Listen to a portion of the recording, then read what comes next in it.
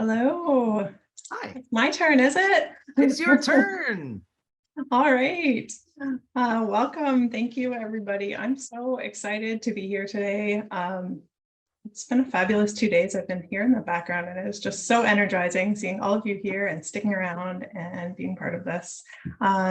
So some of you know me, some of you don't. I'm Jessica Pace. I'm the Knowledge Program Manager here. And I'm really happy to speak to you today about a project that IDHC is taking the lead on that is just in the beginning stages. It's entitled Wasnoodan Wawate, Wind Blowing Northern Lights, Shining a Light on Diabetes Prevention Among Indigenous Youth. This project is inspired by two main objectives: to reduce the impact of diabetes across generations by developing community capacity to educate, train, and support awareness and prevention of type 2 diabetes and gestational diabetes among youth, and to support youth to develop and maintain positive, culturally grounded health behaviors that they can carry into their reproductive years and parenting. If anybody's been with us over the 2 days, you'll notice some themes coming up in my presentation that we've heard a little bit about.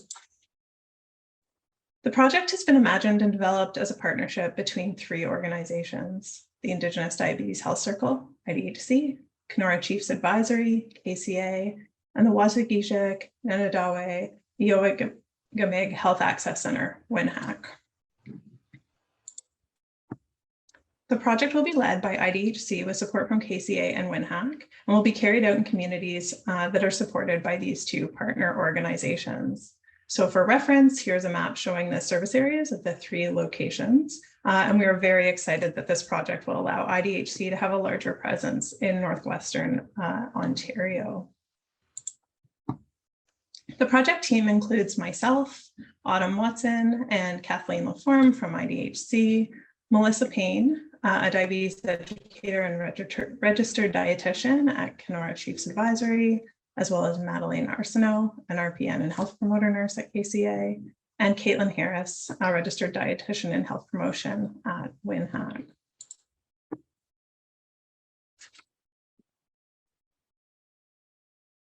So the idea for this project emerged from shared experiences, a training request, and a little bit of serendipity in the form of a looming grant deadline, which acted as a catalyst to get some ideas flowing. Back in 2021, Melissa Payne joined one of IDHC's frontline worker trainings on the topic of gestational diabetes and traditional parenting. Similar to the IDHC GDM training workshops described in Tracy Galloway's talk yesterday, the IDHC continues to provide training and workshops focused on GDM prevention and awareness to support capacity building among frontline workers so they can confidently bring knowledge back to their communities to share. Since COVID, we've been offering these exclusively in a virtual format. Following IDHC's mandate to bring together traditional and clinical knowledge, these workshops tend to combine an overview of clinical information about gestational diabetes, as well as a cultural focus through elder teachings and knowledge sharing.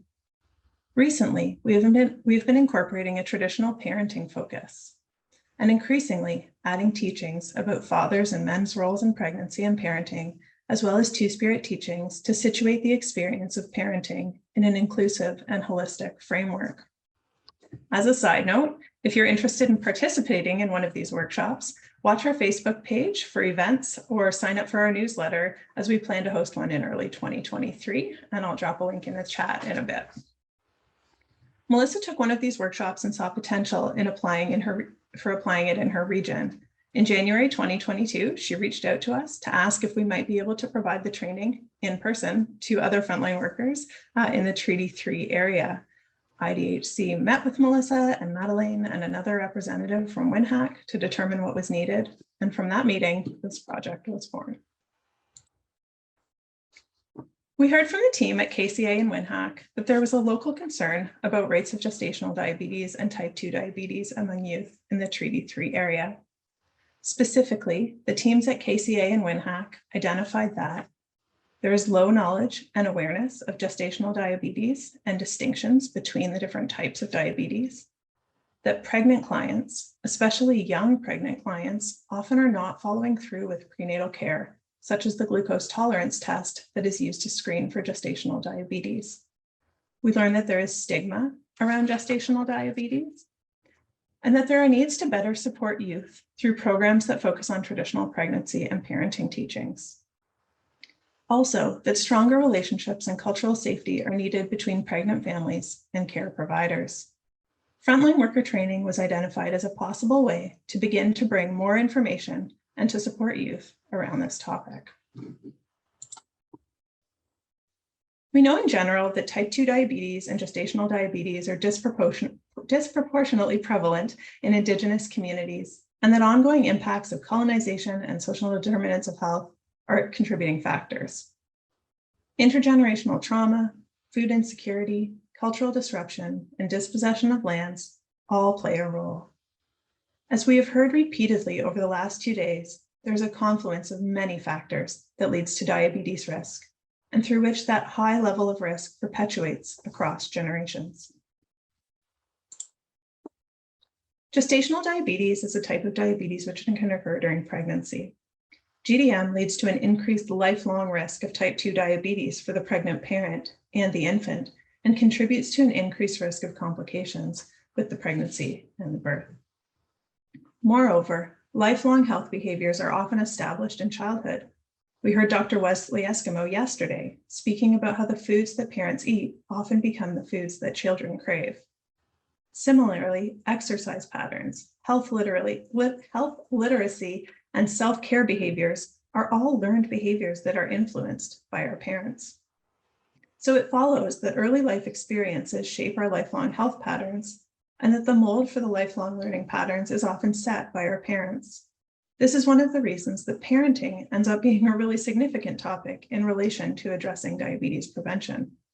And as we heard from Dr. Wright, it's important to inform all parents, not just mothers, but mothers and fathers, about the importance of parenting and the role of parents in keeping their children healthy. So with all this in mind, KCA, WINHAC, and IDHC set out to develop a project with 4 main goals. First, to assess local knowledge, needs, strengths, and priorities around gestational diabetes and type 2 diabetes, especially among youth. To train local frontline workers to increase their confidence in providing culturally grounded diabetes education. To support trained frontline workers to work with youth to co-create and implement a peer-led youth diabetes awareness initiative through facilitated workshops. And to evaluate the impacts of the frontline worker and youth education programs. Reducing diabetes risk in Indigenous communities necessitates an approach which recognizes the constellation of factors that contributes to diabetes risk, is trauma-informed, and privileges the constellation of factors and privileges cultural knowledge, community strengths, and the protective benefits of engaging with culture. Our project considers diabetes prevention holistically, taking into account the physical, mental, emotional, spiritual, and social aspects that impact health. The project will inform youth about how to care for their own health and risk factors, and how their overall wellness may impact the health of their future children and families. Our project does so by building local community capacity through engaging frontline workers in training, building a network of health professionals that serve youth, and co-developing sustainable, culturally grounded youth programming through relationship building between frontline workers, primary care providers, and youth to ensure greater cultural safety and care. A key idea is to bring these groups together so we can hear all of their perspectives and start a dialogue between them, hopefully fostering trust. We plan to host sequential, themed, facilitated workshops that bring youth and frontline workers together to co-develop larger youth programming initiatives for the region. What these look like will depend on what the youth want. Land-based programming, cultural crafts, video, TikTok, digital storytelling. I can't wait to find out. We will incorporate cultural and health teachings in our programming that supports youth to care for their own health and equips them to promote health in their families, the next generation, hopefully helping to disrupt the cycle of diabetes across generations. We envision this project as a process that involves learning through consultation and conversation, training and support for local frontline workers to increase their knowledge of GDM and their knowledge of workshop development that involves youth. the sharing of co-created knowledge and evaluation of knowledge uptake in a circular and reflexive process that allows us to adapt to different communities' evolving needs. We look forward to digging into this work and to reporting our findings back to you, perhaps at the next conference. Thank you, Miigwech Nyawa. I am going to post the link here in the chat box. If anybody is looking for training from IDHC for frontline worker training, I've set up a special waiting list, so you can let us know who you are, that you're interested, and we'll reach out to you as soon as we have the next session set. And thank you to the Lawson Foundation so much for funding this research so generously.